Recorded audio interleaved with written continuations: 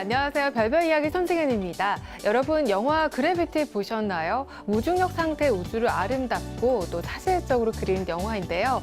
여기에는 허블 우주 망원경이나 우주 왕복선, 우주 정거장 등 흥미로운 대상이 등장합니다. 그중 국제 우주 정거장은 지난 11월 20일 건설을 시작한 지 15주년이 되는 날이었다고 하네요. 국제 우주 정거장, 그 거대한 구조물이 어떻게 건설되었고 또 앞으로 어떻게 운영될지 궁금한데요. 오늘도 우리들의 궁금증을 해결해 주시는 이태원 교수님과 함께 이야기 나눠보겠습니다. 안녕하세요. 네, 안녕하세요. 네, 우주정거장 ISS라고 하죠. 네. 국제우주정거장. 1998년 11월 20일에 첫 발사를 했으니까 네. 벌써 15주년이 됐네요. 그러네요. 예, 1990년대 그 이전까지만 해도 미르라고 하는 러시아 우주정거장 하나가 있었거든요. 그걸 대체하기 위해서 16개국이 모였습니다. 네. 물론 이제 러시아와 미국이 가장 큰 역할을 하고 있지만 네. 16개국에서 공동으로 투자해서 만든 이 국제우주정거장 15년째 뭐 잘 영화에서처럼 이렇게 파괴되지 않고 네. 예, 잘 운영되고 있는데요. 그러네요. 예, 2020년 정도까지는 그대로 활동을 할 것 같다고 하고 있습니다. 네, 얼마 남지 않았는데요. 예, 근데 원래 이게 수명이 이렇게 오래 가기 힘든데, 네.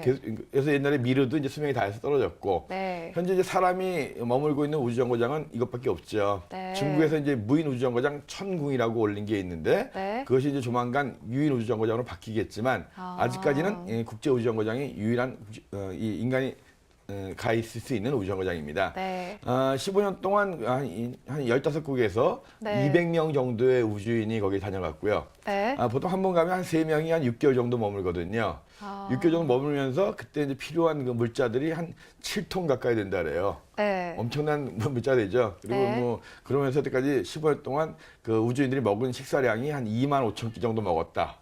엄청나게 먹었죠. 엄청나게 먹었네요. 예, 이 크기가 얼마나 크냐 하면 축구장 한 2배 정도 크기 되거든요. 근데 이제 그 내부 면적으로 본다면 보잉 747, 그 큰 전복이 있죠. 네. 그 내부 면적과 비슷하더라고 합니다.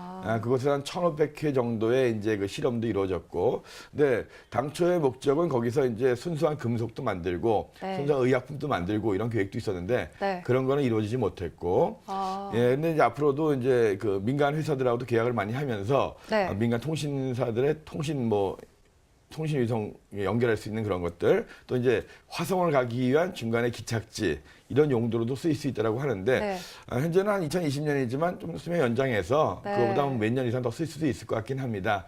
아무튼 현재는 그 소유주 우주선만이 사람을 실어날 수 있거든요. 네. 과거에는 이제 우주 왕복선이 이제 왔다 갔다 했지만, 네. 그래서 근데 이제 미국의 이제 민간 회사들이 지금 이제 우주 택시라고 해가지고 네. 6명에서 7명 정도로 이제 실어날 수 있는 그런 우주선을 개발하고 있기 때문에 아마 이제 조만간 그 소유주를 벗어나서 민간 차원의 우주 왕복선, 그 우주 택시들이 거기로 왔다 갔다 할 수도 있을 것 같고요.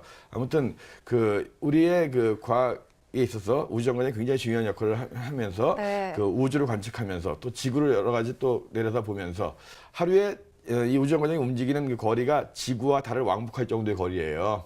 지구를 한 15번 이상 돌기 때문에 돌면서 여러 가지 이제 우리 삶에 도움이 되는 일들을 많이 하고 있거든요. 네. 계속적으로 15년인데 앞으로도 2020년이 아니라 뭐 2025년, 2030년까지도 그대로 유지됐으면 좋겠습니다. 네, 지난 15년 동안 무중력 상태에서 끊임없이 과학 연구를 해왔는데 아까 2020년까지 이제 수명이라고 했는데 더욱 더 이제 늘려가지고 더 많은 성과를 그곳에서 낼 수 있기를 기대하겠습니다.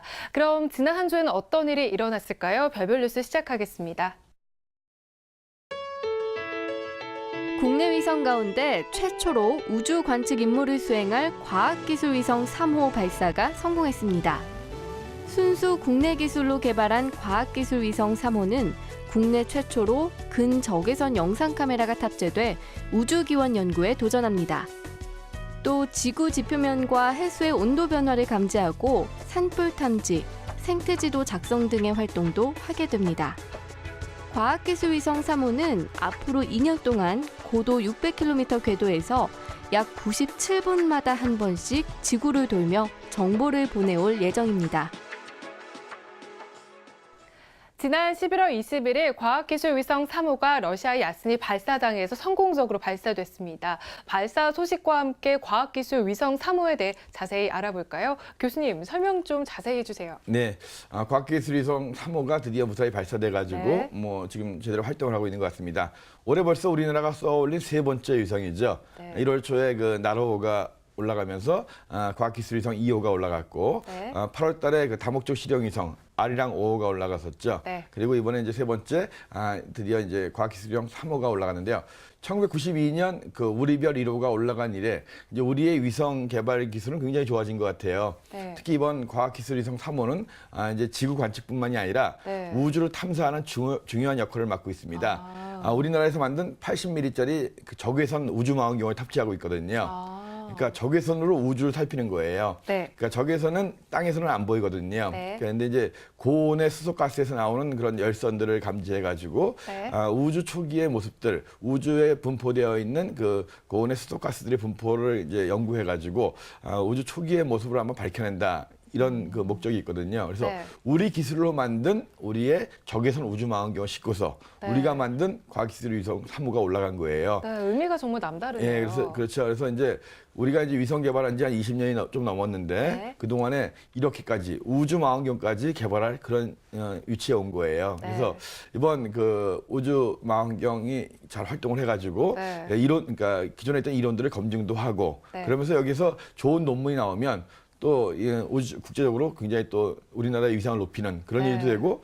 혹시 또 모르죠. 옛날에 그 엑스선 위성이 올라가가지고 거기서 노벨상도 많이 나왔거든요. 네. 이 적외선 위성을 통해서 또 노벨상에 가까운 그런 좋은 논문이 나올 수도 있다는 생각이 들어요. 그래서 드디어 이제 우리가 적외선 우주망원경을 직접 만들어서 우주를 네. 쏘아 올리고 직접 우리 힘으로 우주를 연구하는 그런 시대가 도래했다. 그것이 이번 이 과학기술위성 3호의 가장 큰 의미인 것 같습니다. 네, 그렇습니다. 이제 지구 관측뿐만이 아니라 우주까지 탐사할 수 있는 그런 위성으로서 앞으로 많은 성과를 낼 수 있기를 기대하겠습니다. 발발 뉴스에서 다음 시간에 전해드릴 새로운 소식도 기대해 주세요.